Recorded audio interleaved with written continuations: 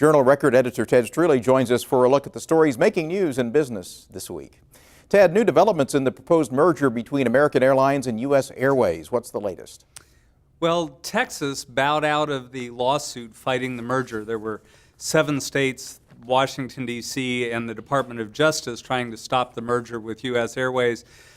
Texas made a deal with the airline that they would keep the headquarters of the new company in the Dallas-Fort Worth area and would continue to serve rural towns in Texas with their airline, and that was enough for them to stop their opposition to the merger.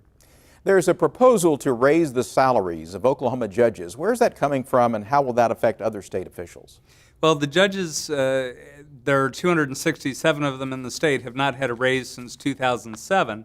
This proposal would be a little bit of a catch-up game, giving them a 10% raise, but all elected officials in the state have their salaries tied to the judiciary, so effectively it would also give a raise to all of them. The long-awaited new headquarters for the state medical examiner's office has faced a series of delays. Where does it stand now? Well, about a month ago, the Supreme Court found in favor of a bond proposal to let that, which will allow that project to move ahead. So designs are now in the works to get the new ME's office built on the UCO campus. The one it's replacing is 42 years old, and many think was a contributing factor to that office's loss of their accreditation. The Presbyterian Health Foundation Research Park in Oklahoma City is changing hands. What's the deal? Well, that's a deal that's been in the works for about a year. OU Health Sciences Center will be taking over the 700,000 square foot complex. They're buying it for $85 million, a bargain. The assessor says fair market value is about $125 million.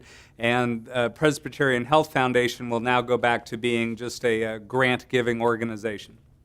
The Securities Exchange Commission has lifted a ban on advertising that's been in place since the 1930s. Why the change?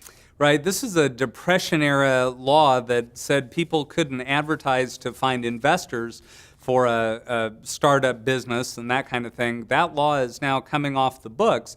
Those in favor say that's going to be a huge opportunity for entrepreneurs to start and grow businesses. Skeptics say it's just an open door for scam artists, so we'll see how it plays out. Public fleets in Oklahoma have an opportunity to purchase new alternative fuel vehicles. How will that work? Well, ACOG has $500,000 in grant money they can distribute, and that will go toward the purchase or conversion to CNG on public fleets. And what are you working on for next week? You know, Monday's paper, we have an in-depth interview with entrepreneur David Box. He owns part of a country club. He has some real estate holdings. He has a talent agency, and he's a part owner in the WNBA's Tulsa Shock.